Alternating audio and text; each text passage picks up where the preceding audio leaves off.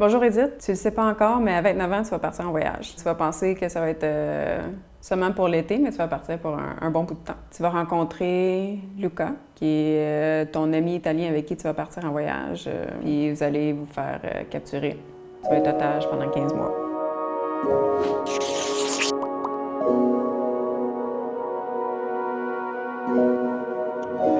La route du Burkina Faso jusqu'au Bénin est très endommagée. Il y avait un truck qui était garé sur le bord de la route. Lucas s'est arrêté pour demander si la route s'améliorait un peu plus loin. Le camionneur a dit oui, la route s'améliore un peu plus loin.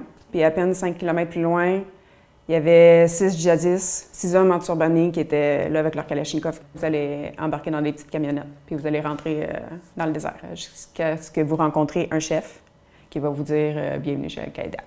Tu comprends l'enjeu. Tu sais que les ravisseurs veulent avoir soit de l'argent du gouvernement ou faire un échange de prisonniers. Tu comprends aussi que le Canada ou les pays ne peuvent pas vraiment donner de l'argent aux terroristes parce qu'ils vont financer la guerre. Puis en plus, s'ils savent que le Canada paye, je veux dire, les Canadiens qui voyagent vont être en danger partout dans le monde. Vous allez tenter le jeûne en premier. Vous allez arrêter de manger pendant 25 jours. Puis pour vous punir, ils vont vous enlever l'eau pendant 5 jours. Le lendemain, on va vous séparer et on va vous dire que toi, tu retournes au Canada. Alors, Lucas va te laisser partir. Puis on va t'apporter avec beaucoup plus loin, encore dans le désert, avec 3 autres femmes. Une des femmes va avoir 71 ans. Ça va faire 2 ans et demi qu'elle est otage. Une femme elle va avoir 59 ans. Elle est religieuse. Ça va faire 2 ans qu'elle est otage. Puis une autre femme, encore 59 ans. Ça va faire 3 ans qu'elle est otage. Tu vas penser que tu vas quand même retourner au Canada, mais les femmes vont te dire que les chances sont très minces. Et tu vas entendre une voiture, la voiture qui t'a apporté, quitter sans toi.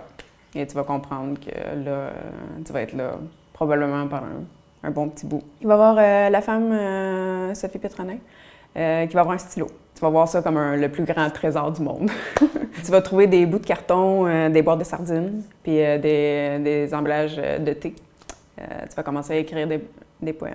Elle va t'encourager, elle va dire « Ah, regarde le stylo, tu vas voir, là, écrire à tous les jours, puis quand tu vas sortir, tu vas pouvoir comme, écrire un recueil de poésie. » Ça a été vraiment quelque chose qui va beaucoup t'aider à traverser tout ce temps-là. Ensuite de ça, on va t'enlever des femmes, on va t'apporter au nord avec les Touaregs. Tu vas avoir une petite rébellion, puis tu vas arrêter de manger encore. Il va y avoir un chef qui va être envoyé pour te rencontrer. Puis il fait un deal avec toi. Si tu recommences à manger, je vais envoyer un homme au camp à Luca, puis il va te faire une vidéo juste pour toi, que tu puisses voir qu'il va bien. Il dit tu vas convertir à l'islam. Une semaine plus tard, il y a un homme à moto qui vient au camp. Il va te montrer son téléphone, puis il va dire le mot vidéo. Tu vas être tout à l'envers. Mais ça va être la plus belle journée de ta vie. Non, pas la plus belle journée de ta vie, mais tu vas vraiment être contente. Dans la vidéo, Lucas va te dire que lui-même s'est converti à l'islam. Puis grâce à cette vidéo-là, tu vas vraiment décider de « OK, la seule chance que je sois remis avec Lucas, c'est si je me convertis moi aussi, parce que Lucas, c'est mon mari. » Aussitôt que vous allez être remis ensemble, vous allez commencer à parler du fait que est-ce que ce serait possible peut-être d'essayer de s'enfuir. Vous allez attendre 3 jours après la pleine lune. Ce qui vous donne à peu près 1h30, 2 heures de noirceur. Ce qui vous donne assez de temps pour vous enfuir, vous éloigner, avant que la lune se lève, puis après ça, avoir une assez belle lune pour pouvoir vous diriger. Quand tu vas arriver avec Lucas, tu vas avoir une paire de chaussures qu'eux ne connaîtront pas l'existence dans ton sac. Lucas, lui, était nu-pied. Tu vas décider de lui créer des chaussures avec le tapis puis des bouts de carton. Alors, vous allez partir, tu vas mettre tes petits poèmes dans ton sac, puis il va y avoir un grand vent. Ça va étouffer les bruits que vous allez faire parce que vous êtes quand même proche des Moudjahidines. Vous allez les entendre discuter autour du feu. Tu vas t'accrocher beaucoup à Lucas pour être certaine de ne pas faire rouler aucune roche pendant que tu avances.